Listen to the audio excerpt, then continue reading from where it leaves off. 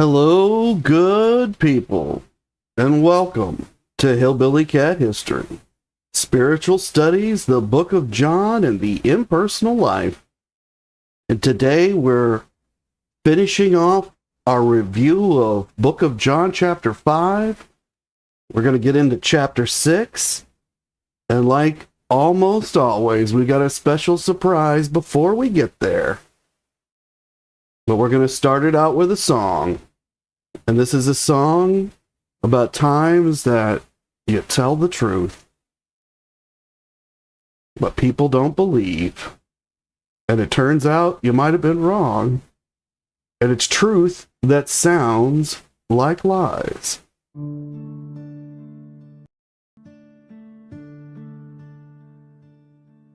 No whisper in the family halls, no doctor's word, no shadow calls.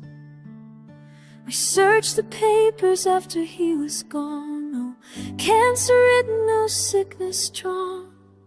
Yet silence breaks in fractured skies. Truth that sounds like lies. Charlie spoke with kindness deep, repeating words he thought to keep, protecting Elvis, guarding flame, or echoing voices without a name. A loyal friend, a gentle guide, truth that sounds like lies. Three voices sing in broken time, each one honest, each one blind. The story bends, the rumor flies, truth that sounds like lies. Fracture born of love's disguise, truth that sounds like lies.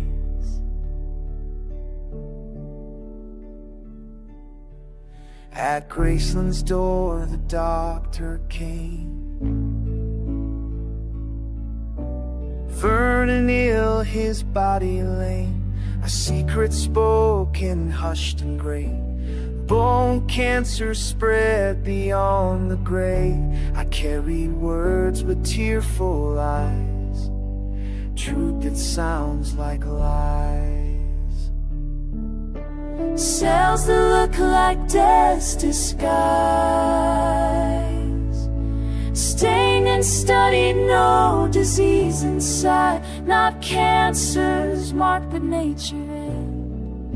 Her body a breaking, nothing to mend.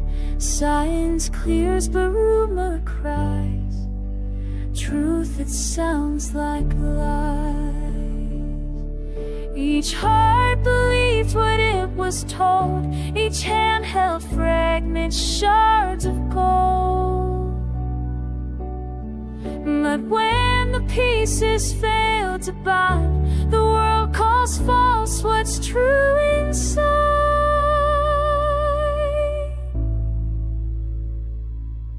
Three voices sing in broken time, each one honest, each one blind. The story bends, the rumor flies, truth that sounds like lies. Fracture born of love's disguise, truth that sounds like lies.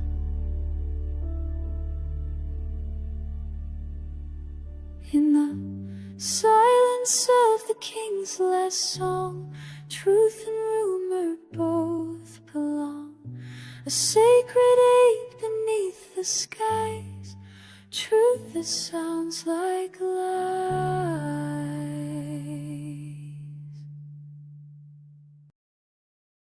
Thank you all for gathering here at Hillbilly Cat History, where we remember together and listen for the echoes.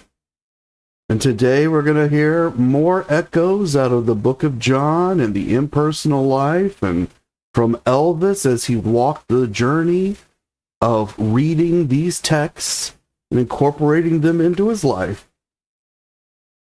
But first we'll get started with something special. Hello, Gun. Hello, Terry, thank you so much for joining. I appreciate seeing you here. It looks like Elvis has been watching the show.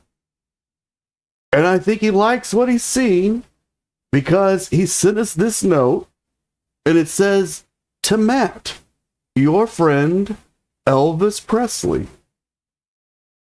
And this is a real Elvis Presley signature on a receipt from a Chevron gas station. But you can clearly see it says, "To Matt." That's me. Your friend, Elvis Presley. So I thought you guys might be interested to see that. Get a little confirmation from the king.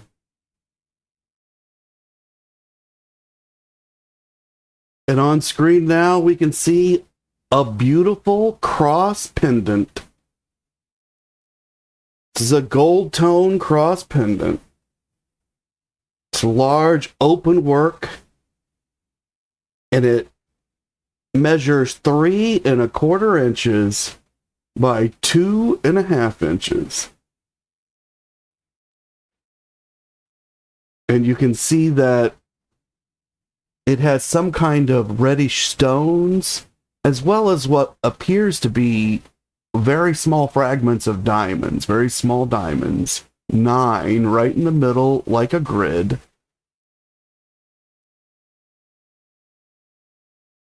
Like a telephone touchpad, touch-tone dialing pad. Or like the Brady Bunch graphic, where Alice would be in the middle and the Brady Bunch would be around her. The diamonds are arranged in the same way. I don't know if they are diamonds. But Elvis gifted this particular pendant to a very special person at some point in the mid-1970s. We don't know the exact date, but we know it's got to be in the mid-70s. And what Aaron Halsey says, he says, "In the 1970s, my mother, Joyce Biddy, followed Elvis Presley extensively across the United States as he toured the country in concert. She got to know Elvis's girlfriend, Linda Thompson, as well as Linda's parents, Mr. and Mrs. Thompson. After Elvis passed away in 1977, my mother, Joyce Biddy, obtained several items from the Thompsons that Elvis personally gave to them over the years. This gold cross necklace was a gift from Elvis to Mrs. Thompson in the mid-1970s. So Aaron tells us that his mother at one point owned this cross, and that she obtained it from Linda Thompson's mother. And that the story that came with it is that it was gifted directly from Elvis to Linda Thompson's mother.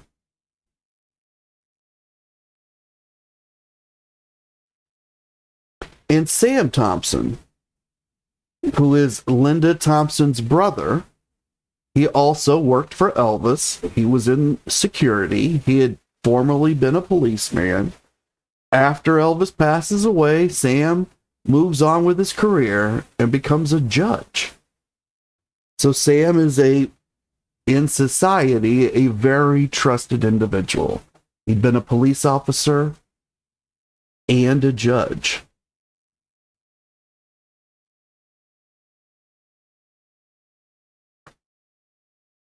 And Gunn says that the autograph was cool. Yeah, it was very cool, wasn't it? It wasn't really for me, but I'm going to pretend that it was. And that the cross is beautiful, and it is very beautiful. And Sam Thompson says, Joyce Biddy was a friend of my late mother.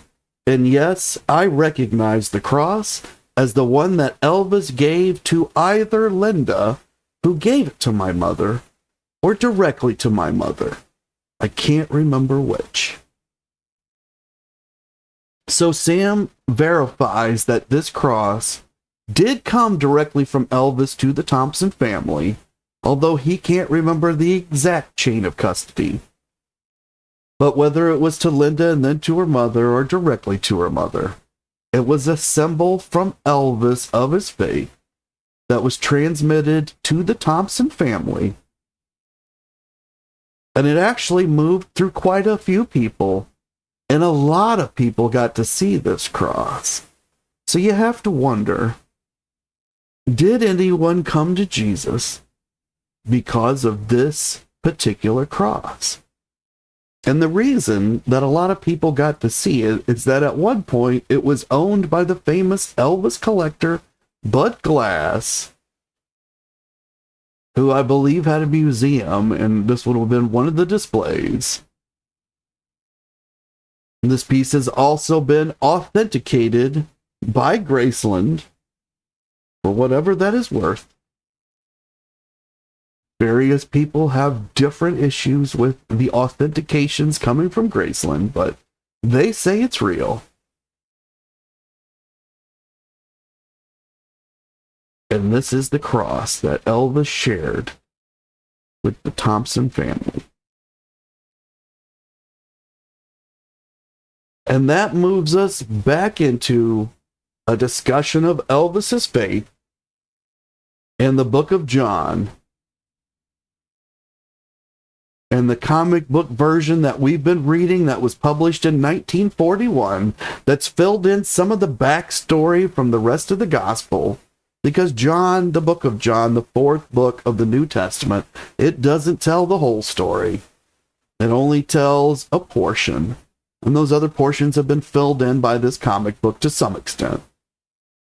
And so we've got a bit of a better understanding as we move into the comics version of chapter 5 of the book of John.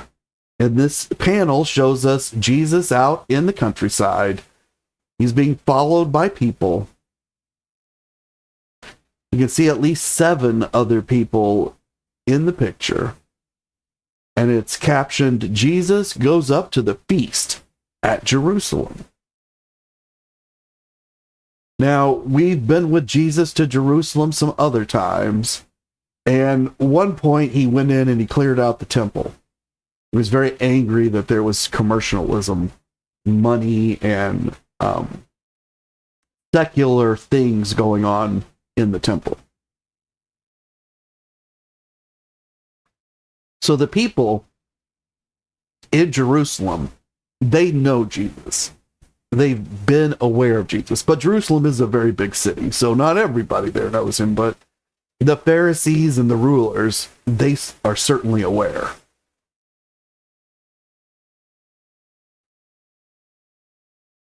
And in Jerusalem, at the pool of Bethesda, on the Sabbath day, so again, we're on a Saturday, seems to be a lot that occurs to Jesus on the Sabbath day. We've seen a lot of stories that start this way on the Sabbath day. He sees the sick, hoping to be healed by the waters of the pool. So Jesus has come to a pool that has a reputation for being able to heal people, but there's an angel that comes and blesses the pool. And it only grants so much healing. Only so many people can be healed at one time. And then all the powers are dissipated. And you have to wait until the miracle is renewed by the angel. And then hope to get your chance to get into the pool and be healed.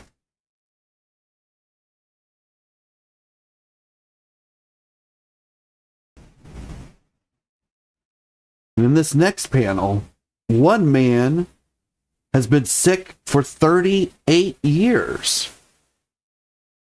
And Jesus says to him, "Do you want to be healed?"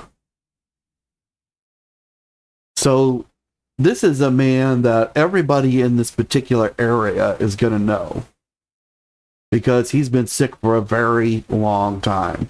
longer than a lot of these people's lives that have been around him.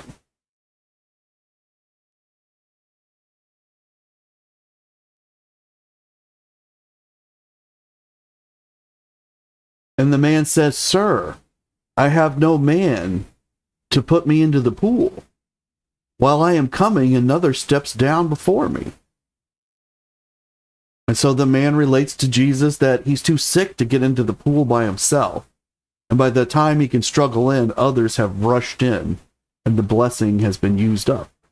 And that's why he can never be healed here by this pool.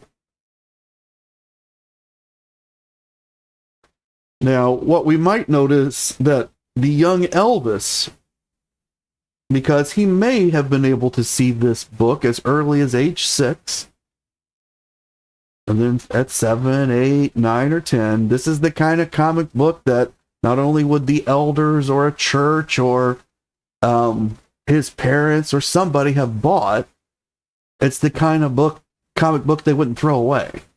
They'd keep it around and they'd pull it out every so often.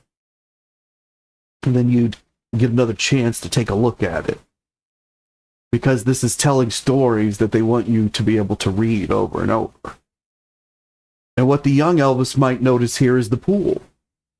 We know that Elvis, as a young boy, liked to slip away from Gladys down to the swimming hole where they would, I don't even think they were wearing their skivvies. They would just peel off all of their clothes, these young boys, and they would jump into the swimming hole and have a good old time. Because they couldn't have any wet clothes. If you went home with wet clothes, your mom would know what you'd been doing.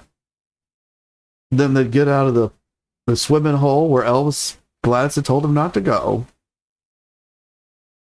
And they'd dry off a little bit running around, and then they'd get back into those clothes and head back to the houses, the shacks where they were all living. And so a pool was a place that you went to have fun, but for a young Elvis that your mom shouldn't know about. But this pool is a place where people are being healed. And it's a communal pool that has been built.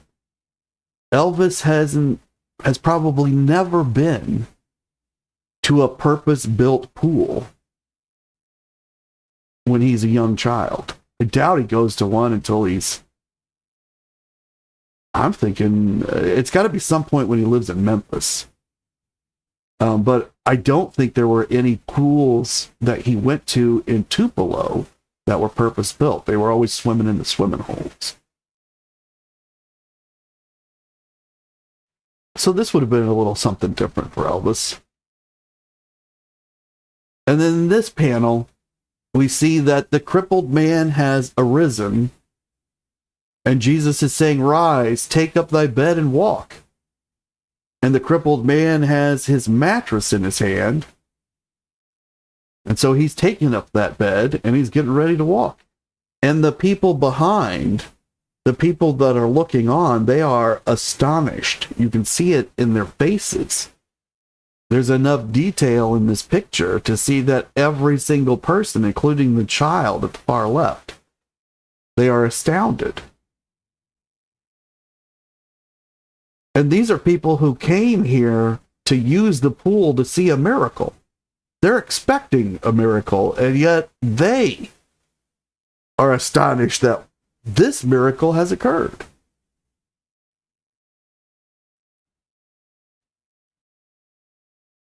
And you can see in the face of the crippled man, who is no longer crippled, that he is ecstatic. And he takes up the mattress and he puts it onto his shoulder. He wraps it up and he starts to walk away with it. And outside, he's stopped by the Pharisees and the doctors of law, the rulers of this area who don't like Jesus. They've been watching Jesus perform these miracles. It's a threat to their own power. They have to find a way to stop this. They have to find a way to show the people that the Pharisees are in charge, not Jesus. And they say to this man, "It is the Sabbath. It is not lawful for you to carry your bed," because the Jews have rules. about the Sabbath and what you can and you cannot do. And apparently one of these rules is to carry anything of this bulk around. Now, I don't know how big something has to be before it becomes a burden that you're not supposed to be carrying on the Sabbath. But I do know that when Elvis was 18 years old, he lived in a house on Alabama Street in Memphis, which was basically across from Lauderdale Courts, where he used to live. They started making too much money. So they were evicted from Lauderdale Courts, and they moved around to an apartment, but they eventually settled into Alabama Street. So Elvis, Gladys, and Vernon all live on the ground floor of this 2-story house. This house does not have a bathroom. It has an outhouse. So in Memphis, in the early 1950s, this would have been 1953 and 1954, Elvis is living in a house in the middle of a city, and it doesn't have a bathroom. You have to go to the outhouse. That's a building, a little bitty building, just the size of basically a toilet. And inside this little bitty building, what we would think of as a porta potty today, it's built just like a porta potty, really, except it was out of wood. Would have had a flat bench with a hole in it. That's where you did all your business. It didn't matter what the weather was. That's where you did your business. Didn't matter what the temperature was. That's where Elvis lived when he came to fame in 1954. But above him, there lived a Jewish family named the Fruchters.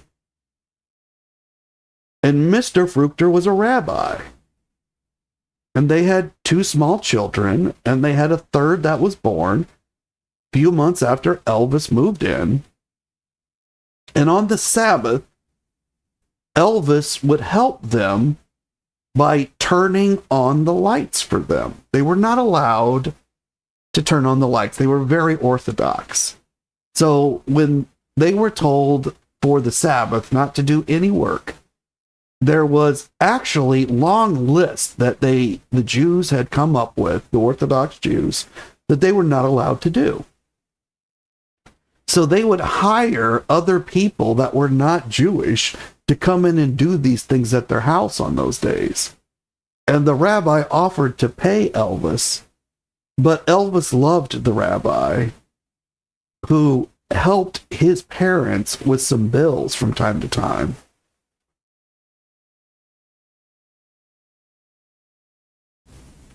The Fruchters were also very generous with the Presleys on allowing them to use their phone.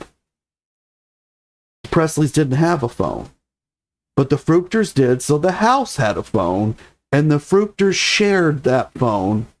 They allowed the Presleys to use it. And when Elvis had his first record and he brought it home, he didn't own a record player, but Mrs. Fruchter did. And she said, "You can use mine." And in fact, she said, "We're going away for the summer. Use it all summer." And he did. He played that record a lot for his friends. He's very proud of that first record. And for his mother. So we hear that Elvis didn't like to hear himself sing, and that's true in the later years. But with those first couple of records, ooh, they were something special, and everybody in the family wanted to hear him over and over. It's not like Elvis just wanted to play him over and over. People wanted to hear them. They wanted to praise him for going out and doing such a thing. And he wouldn't have been able to do it without his friendly upstairs neighbors. Hi, Anna. Thank you so much for coming. I appreciate seeing you here.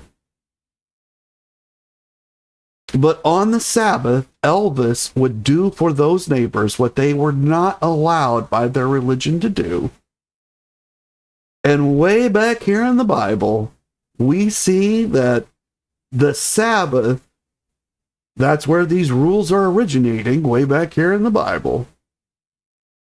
And the Pharisees are using that very thing that brought Elvis and the rabbi's family together, the Sabbath and the restrictions about what you can and can't do. With Elvis and the rabbi's family, these rules become a source of unity. They bring the Jews and Elvis, who is not a Jew, together. But here the Pharisees are using the Sabbath and the rules that surround it as a way to bring to not include, to be non-inclusive, to bring non-unity, to bring division. They've divided this man out and said, you're a sinner because you're doing this on the Sabbath. And what they're doing to this man is they're bringing pressure on him so that he will speak out against the Christ, the man who just healed him. They are testing his faith immediately. Hi, Anna. Thank you so much for coming. Hi, Tarzan. Thank you so much for coming. Appreciate seeing everybody here. And in the next panel, the man replies to the Pharisees and the leaders. The man who made me well told me to. So he's saying he's carrying this burden because he was told to by Jesus. He was instructed by the Son of God to do this on this day. He's following God's orders on the Sabbath. He's also trying to push blame off from himself. He doesn't want the bad things the Pharisees are promising with their questions. They're obviously not happy with what he's doing. So he's trying to get out of it, which is a very human thing. But at the same time, he's saying, whether he realizes or not, that God told him to do this. Now, something really interesting about this panel is if you look at two of the Pharisees, their beards, you can see that the beards themselves are curly, that they've taken individual strands of the beards and curled them together. This is a very fancy way to wear your beard. It takes time to make it that way. It's another indication that these are rich and wealthy men, and that they're pampered, and that they live in the secular of this life.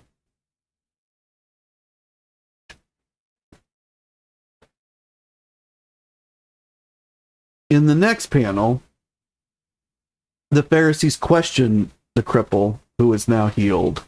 What man is that told you to break the laws of the Sabbath? And the cripple realizes he doesn't even know Jesus' name.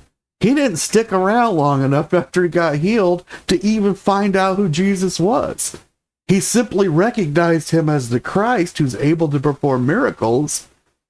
And he was so overwhelmed, he never thought to ask the man's name. I don't think it indicates that this man, the man who was crippled, was rude in any way. I think he was overcome. A miracle had occurred, and not all of his wits were about him, and his normal manners had fled, and he didn't even bother to ask, "What's your name?" I'm sure he thanked him, but he was told, pick up this mattress. He picked it up. He started walking away.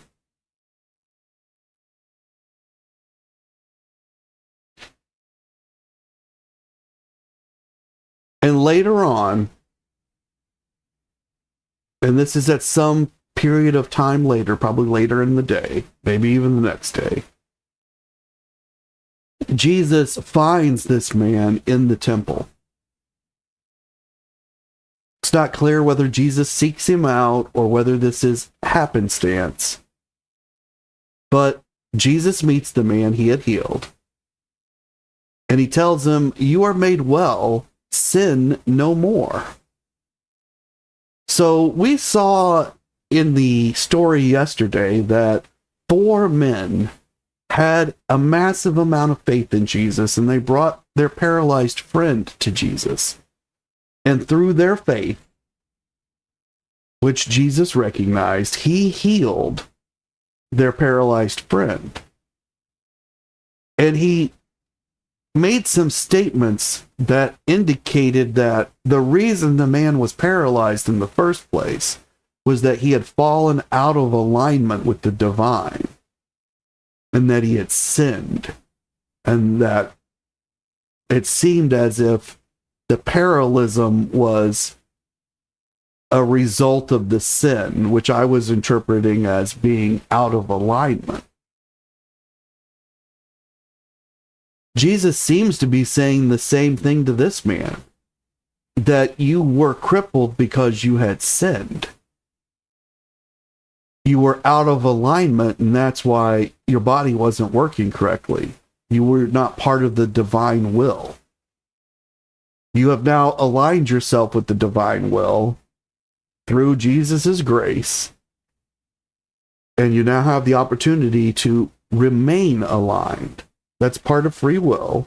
You have to continuously choose to remain aligned with the divine will. However, we should not equate this with the idea that any time you are sick, it is because you are misaligned with the divine will. It's probably the first thing you should check and ensure that you do believe you are aligned with the divine will. But you may still be sick anyway, because that may be one of the blessings that we don't recognize as a blessing that God has sent us. Jesus isn't making any statements about that right here, but I just want to be clear before we move on that there may be people who are sick and who are ill who are listening to the broadcast or listening to the last one. And there's no implication within the broadcast or within Jesus's messages or within the impersonal life that all of sickness can be cured through alignment with the divine will. I think what it's telling us is that many sicknesses are a result of being misaligned. But we should never take any of these things as complete absolutes. That's part of the tension that is inherent within the scriptures. It's why there are some parts that seem to contradict other parts. That you're holding a tension in your hands between these two different ideas, and that it's somewhere in the middle of these ideas where the truth exists, but that as humans and mortals, we're not able to fully comprehend these things. We have difficulty seeing things from multiple perspectives. But that's just a piece that I wanted to bring out. But in this sense, he is telling this man that he was sick because he had sinned. And don't sin anymore, and you will continue to be well. And Gunn says that sickness is not a punishment. And she hopes that Elvis didn't think that it was. That's absolutely correct, Gunn, that it's not a punishment. And I don't think either of these texts is saying that it's a punishment. It's saying that it's a result of being out of alignment with the divine will. That it's not sent to you as a punishment. It's always a blessing, because God only sends you blessing. And that the blessing in this sense is that once your body becomes sick, you will think about whether or not you are in alignment, hopefully, with the divine will, and you will realign. That's part of what the message here is and in the book. I do not believe they're saying they are punishments. They are results.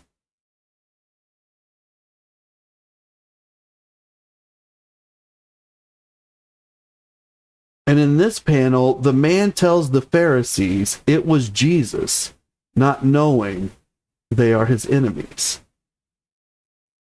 So this man who was crippled, he's very happy to tell others about Jesus. There's a man that healed me. I don't know his name.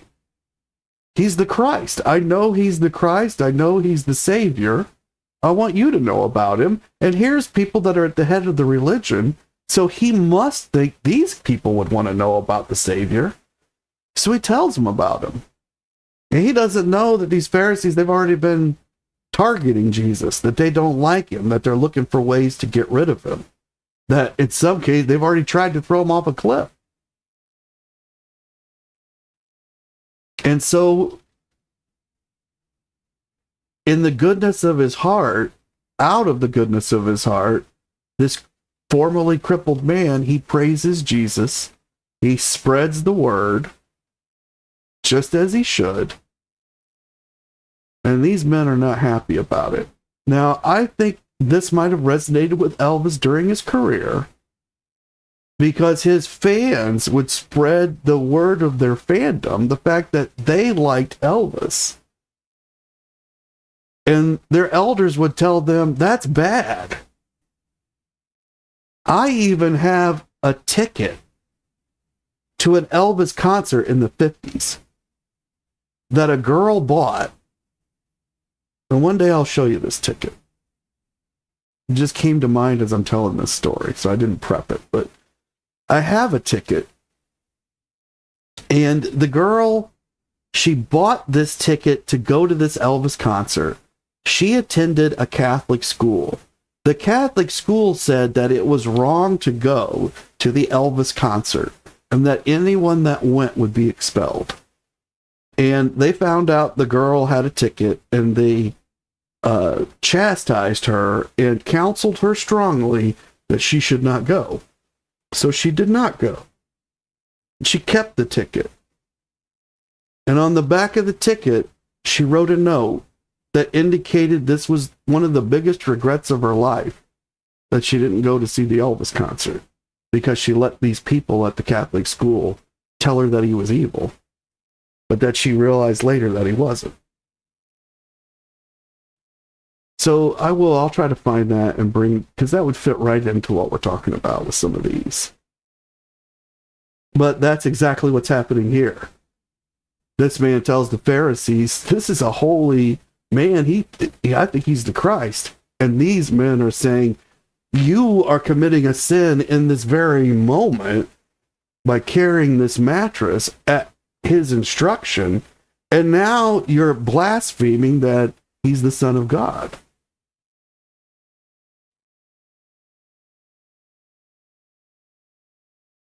And in this panel, the Pharisees persecute Jesus because he healed on the Sabbath. So because of this man, even though he can't identify Jesus by name, they all know it's him. And so they go to him and they begin to verbally abuse him, basically, that he has healed people on the Sabbath. He's obviously a sinner. That means he cannot be the Son of God, that he's a fake. He's a charlatan.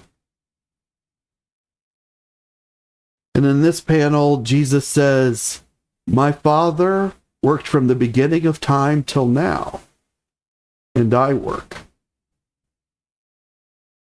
So Jesus indicates to the Pharisees that he's doing what he's been told by his Father, by God, by the being an entity who is over the Pharisees. The Pharisees may have authority, but God has the ultimate authority. And that God's been working from the beginning of time till now. And Jesus is God, so he's continuing to work. And he's also implying that these rules that you are talking about, they're rules for you.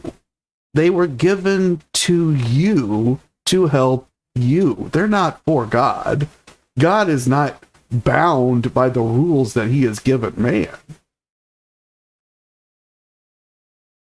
God's authority is over man.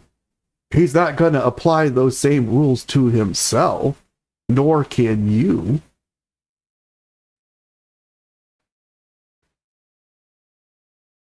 And in this panel, the scribes and the Pharisees are the more furious because he not only broke the Sabbath, but he says that God is his father. And this is the real issue for them, that he keeps saying that God is his father.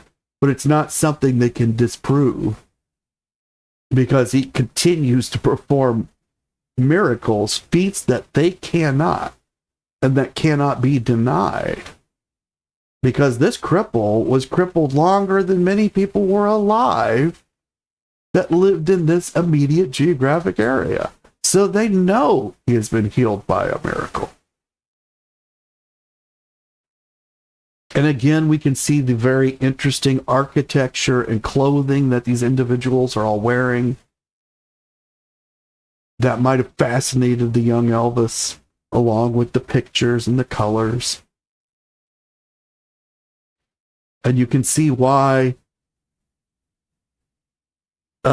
people of faith wanted to produce this comic in the first place, and how effective in a period before color TV. It was even a period where you rarely saw color at the movies. How effective and striking this could be, and how it could set itself up in a child's imagination.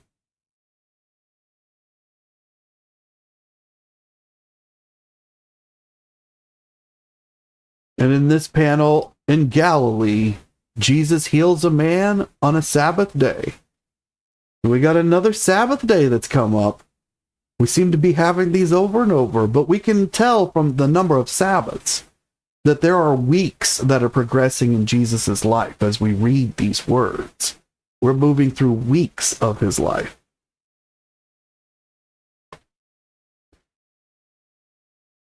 So this doesn't all happen in a day or a week or even a month.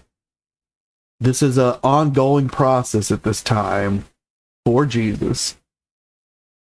And it also speaks to the amount of time it takes to travel between these towns. But we can also see that he's doing a circuit, because he's already been to Jerusalem and he's already been to Galilee before. So these are like return engagements, which we know Elvis did as well. He did a lot of return engagements to places that he'd been before. And he seemed to fill up the stadium every time. And that's what's happening here in Galilee. And Jesus has performed yet another miracle.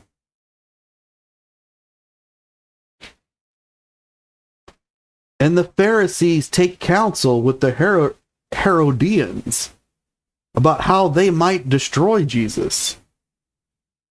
So these Herodians, these are men that specifically support the king. That's Herod.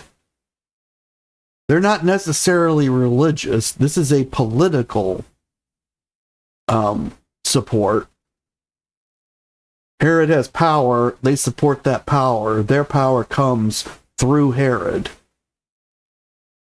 And the Pharisees, they are in charge of the religious life of the Jews. So next to the king, they are probably the most powerful people in the society. So these two top towers or tiers of society have come together to figure out how to get rid of Jesus, because he threatens the authority of each. And how does he threaten that authority? Because in this panel, we can see that people come in crowds to hear Jesus speak.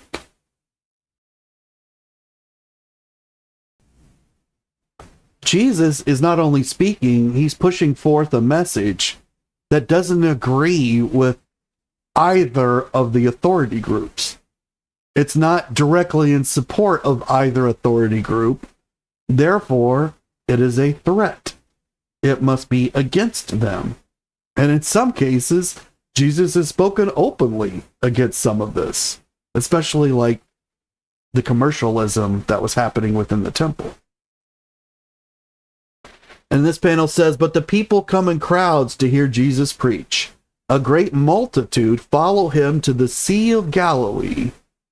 People from Galilee and Judea and from Idumea and beyond Jordan.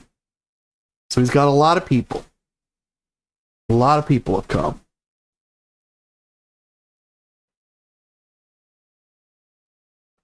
And Jesus asked his disciples for a boat. So they're fishermen. They know what boats are out here. Maybe they even have one.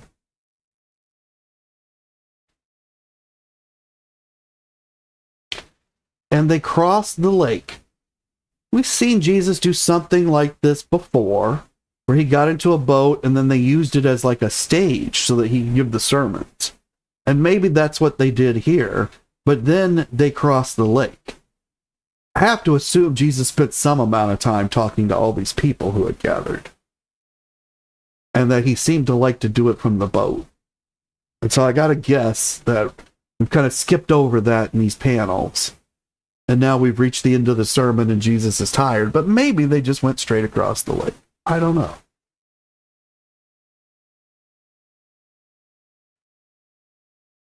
And then Jesus goes up into a mountain and he calls his disciples and he chooses from them 12.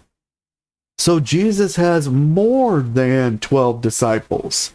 He has multitudes of disciples. And from them, he chooses 12. And these are the disciples as we tend to think of them. But there were more. They just weren't of the 12. And we shouldn't allow ourselves to believe that these other disciples, that they stopped following Jesus because he did not choose them as part of the 12. They are his disciples. They are still going to follow.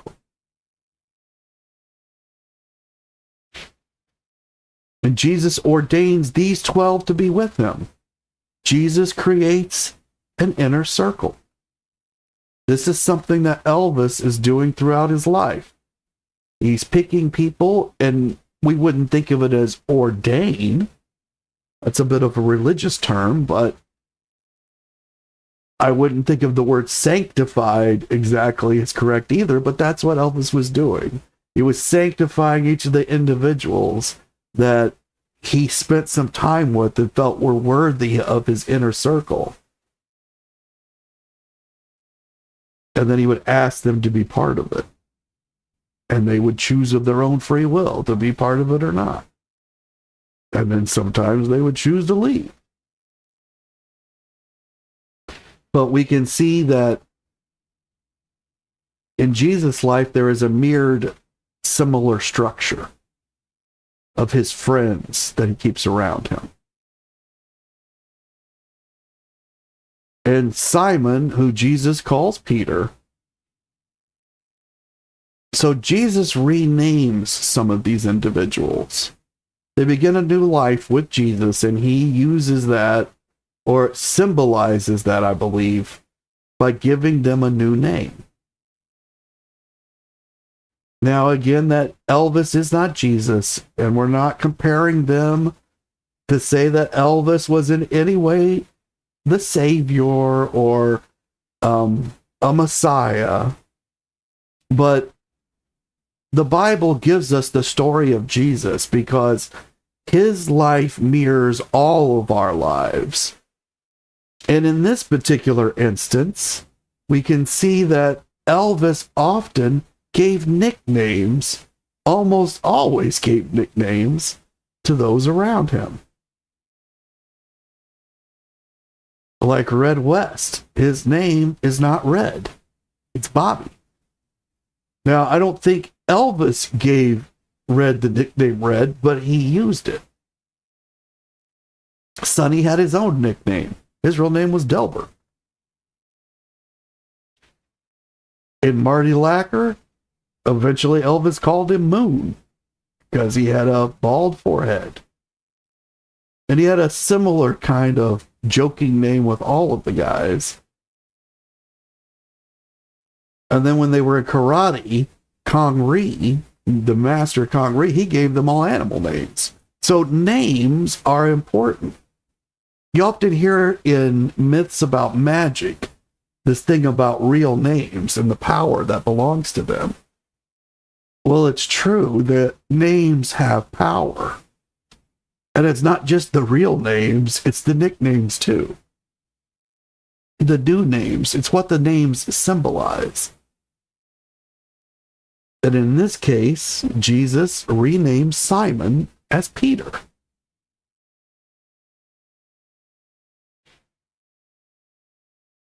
And he also chooses James and John, the sons of Zebedee.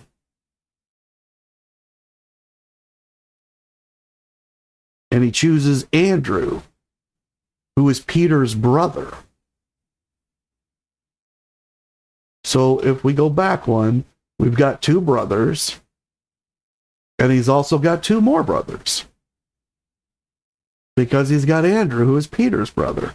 And he's got Philip and Bartholomew, who is Nathaniel. Matthew and Thomas. James, the son of Alphaeus. Thaddeus, Simon the Canaanite. And Judas Iscariot. So this comic lists out all 12 of the disciples for us. Makes it easy for us to name them all. And Gunn says that unfortunately Elvis got several Judases among his.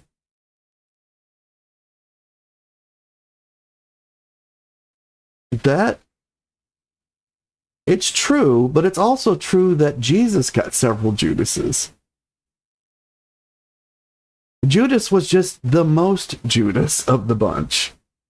But Judas, again, is not a villain. He is a human. He's a very weak human, a failed human. But when we see this panel where Jesus is looking at Judas, and the artist has drawn this with Judas turning his back on Jesus, because that is eventually what will happen. Judas will choose to disassociate himself from the divine. But notice that Jesus has not turned his back on Judas. Jesus remains with his gaze focused on Judas, ready to take him back and to forgive him. And Jesus does forgive Judas.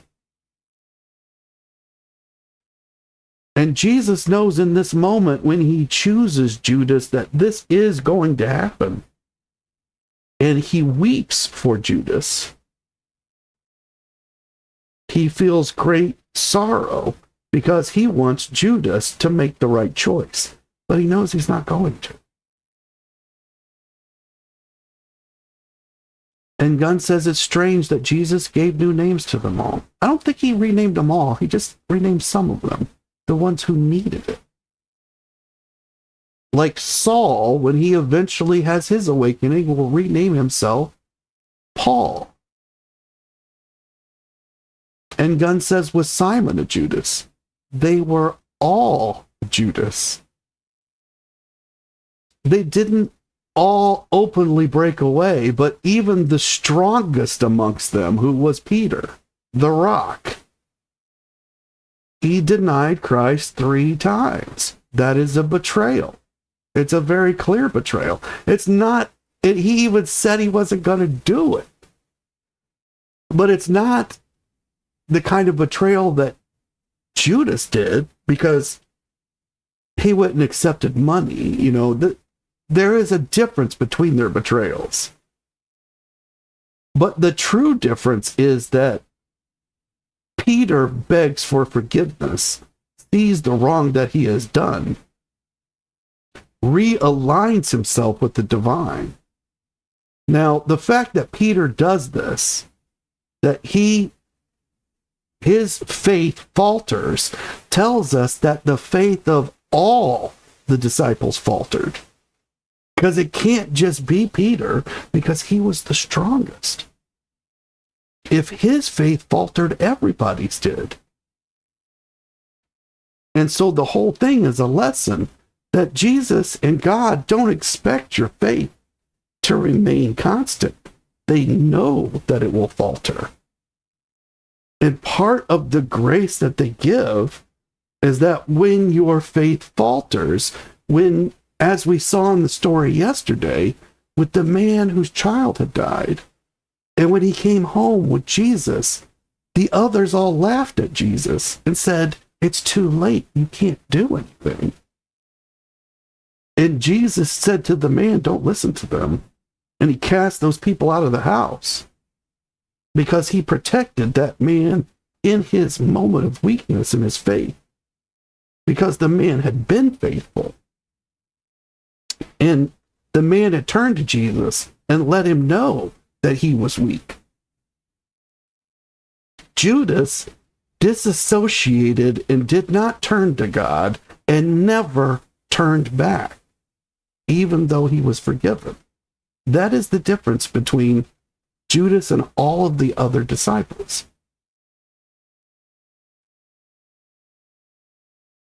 And that brings us back to the beginning, where we see that Elvis, well, he sent me an autograph. Ain't that great?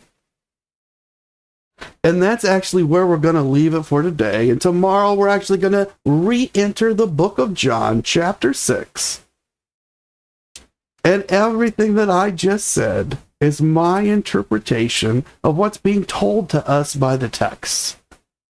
I'm not saying that that's what you should believe, or that's what anybody else should believe, or even that that's what I believe.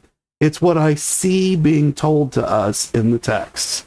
And so it's up to everybody to make their own opinions. And everybody's opinion is welcome here. And I hope that you put it into the chats and into the comments later as you apply the lessons that Elvis learned to your own lives, and you think about how they affected Elvis, until we all come back in the next episode and we get back into the book of John and then back into the impersonal life, and we see these reflections between these books and directly out of Elvis's life. Obviously, we're on the right track because we see in the artifacts that the lessons Elvis has learned in the text, he does apply in his own life. And we'll see more of that in the next episode. And until then, I'm going to leave you all with a song. And this is about Elvis's journey through the text. And it's Word on Fire. Thank you all so much for coming. I appreciate having all of you here. You all keep on taking care of business. Word on Fire.